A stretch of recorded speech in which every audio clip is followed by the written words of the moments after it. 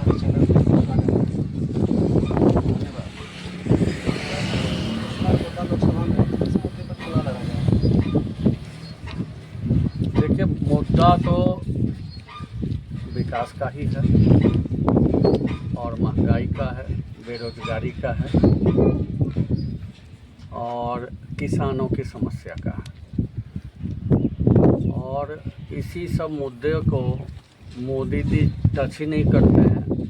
मोदी जी जो करते आए हैं वही इस बार भी चुनाव में कर रहे हैं। धर्म का सहारा ले रहे हैं और राष्ट्रभक्ति का सहारा ले रहे हैं। और उसी के तहत आज ये जो समस्याएं हैं, 15 साल से एक सांसद बीजेपी का यहाँ काबिज है। अभी एक भी हमें पूरे प्रखंड में, आपका कोरों प्रखंड में 15 साल में सांसद ने कोई कार्य किया हो तो बताएं, उल्लेखनीय कार्य, छोटे मोटे को छोड़कर।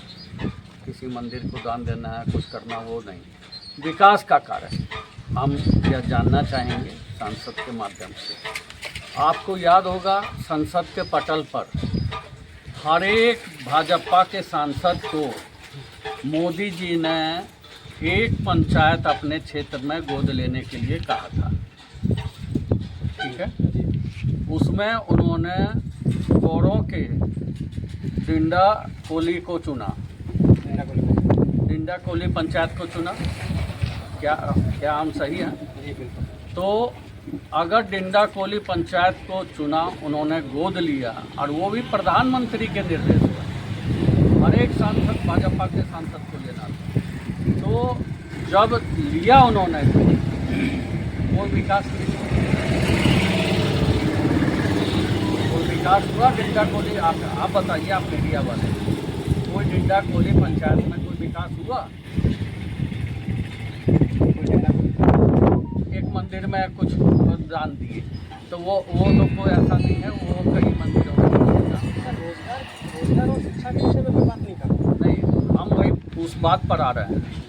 आज युवा जो है इतनी बेरोजगारी को झेल रहा है और उस हालात में एक रोजगार का अवसर मोदी सरकार द्वारा लाया गया, वह था अग्निवीर कार्यक्रम, जो सेना में भर्ती का।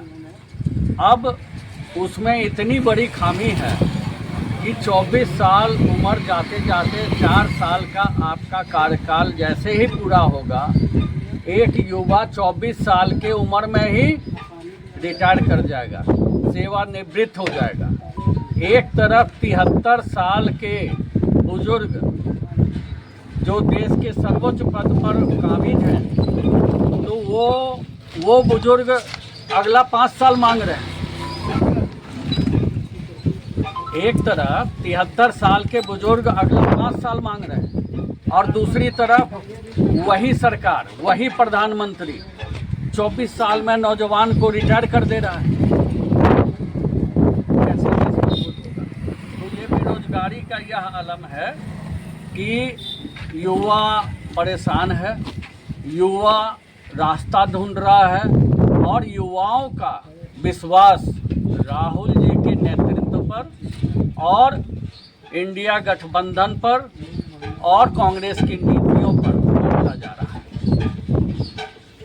अब रह गई महंगाई की मार। महंगाई की मार इतनी है कि इलेक्टोरल बॉन्ड ले करके कंपनियों को छूट दे दिया गया कि आप जितना चाहे उतना अपने वस्तु की मूल्य बढ़ा लें।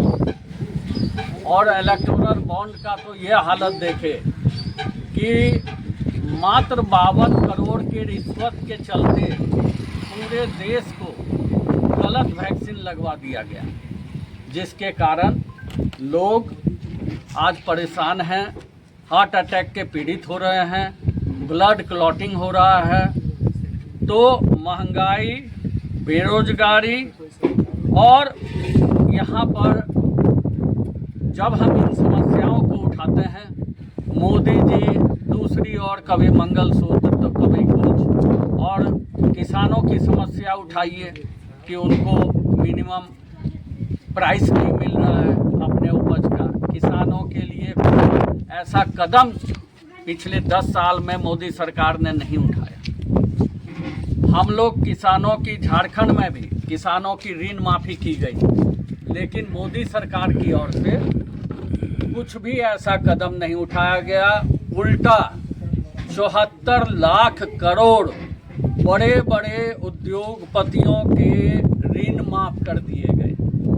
तो ये बड़े अफसोस की बात है कि मोदी सरकार किसानों पर ध्यान नहीं देके, उनकी ऋण माफ़ी नहीं करके और उद्योगपतियों का ऋण माफ़ कर रहा है, विदेश भेज दे रहा है। जिन्होंने घोटाला किया बैंकों का, अभी एक बीजेपी का सांसद 3000 बलात्कार का आरोपी, कर्नाटक का बीजेपी का सांसद, उसको जर्मनी भगा दिया गया। तो ये तो तानाशाही है और इस तानाशाही से, इस भ्रष्ट सरकार से, इस झूठ बोलने वाले प्रधानमंत्री से लोग निजात चाहते हैं और लोगों का इस बार बदलाव का, कितना देर में आएगी, और साथ साथ एक परिवर्तन का, पूरे इलाके में ही नहीं पूरे देश में, झारखंड में एक लहर चल रहा है। आपने देखा झारखंड सरकार बुजुर्गों के लिए जो वृद्धा पेंशन होता है उसकी उम्र 60 से घटाकर, या ये 60 से घटाकर 50 किया, और ये देश में पहला राज्य है जिसने ऐसा किया।